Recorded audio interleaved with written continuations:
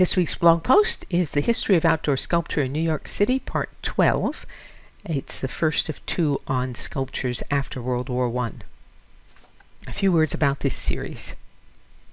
This occasional series of blog posts will highlight the most important of the outdoor sculptures in New York City and provide some historical and art historical context. To read other blog posts in the series, click on the New York Sculpture tag on my website. Posts 1 through 7 looked at the subjects of outdoor sculptures in the order in which they appeared. In the first, we saw sculptures of animals and politicians. In the second, we saw our first military and literary heroes. The third post included a list of memorials to the Civil War, and the fourth post, figures active before 1800, including founding fathers. The fifth was on businessmen. The sixth was on figures in the arts, and the seventh included allegorical figures through 1918. The next four posts in the series looked at sculptors who were famous in New York City and throughout America. John Quincy Adams Ward, Augustus St. Gaudens, this is his work here, Frederick MacMonnies, this is MacMonnies, and Daniel Chester French. In this post and the next one, we look at an assortment of sculptures that show the same subjects we've already seen, but with some important differences. World War I led to massive death and destruction. The old guard, the old ways of doing things, were perceived to have failed. What else could be responsible for the 17 million military and civilian casualties, including 100,000 Americans? In the war's aftermath, artists as well as others displayed a sharp change in political attitudes and in sense of life.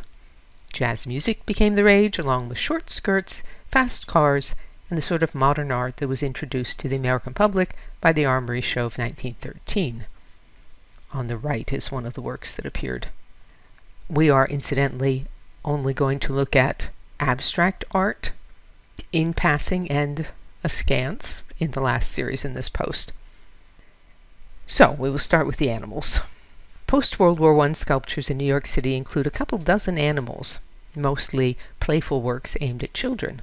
The most unusual is Balto, the only portrait of an animal standing outdoors in New York. To understand why, we have to go back to Nome, Alaska in 1925. In the era of trains, planes, and steamships, delivering the cure for a deadly diphtheria outbreak to icebound Nome had to be done by relays of dog sleds. New Yorkers listened to the progress of the relay breathlessly on the radio, a brand new invention.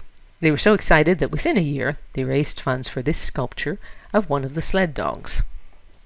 The most remarkable collection of animal sculptures in New York City is at the Hispanic Society of America, up at 155th Street. All these sculptures are from the 1920s and 1930s and are the work of Anna Hyatt Huntington. For the courtyard of the institution her husband established, Huntington sculpted Spain's national hero, the Cid, and surrounded him by the fauna of Spain, a family of deer plus groups of vultures, boars, jaguars, and bears. Her pair of lions flanks the entrance to the Hispanic Society's headquarters.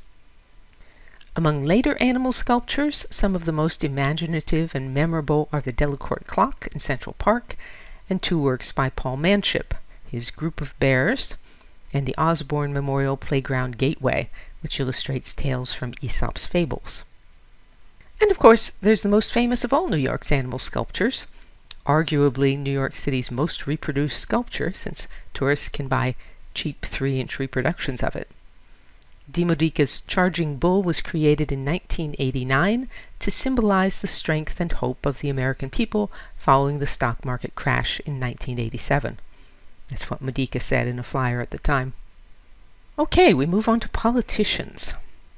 During the early 20th century, U.S. and local governments ballooned in size, so it's not surprising that after World War I, the number of sculptures of contemporary politicians also balloons.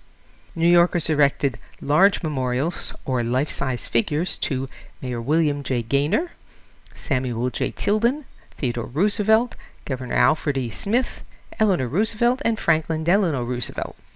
The memorial to FDR is a bust that's as large as a full-size figure. It stands on Roosevelt Island. Smaller tributes, busts, or reliefs went up to another half dozen politicians, including John F. Kennedy. The Founding Fathers and 19th century leaders seldom appear after World War I.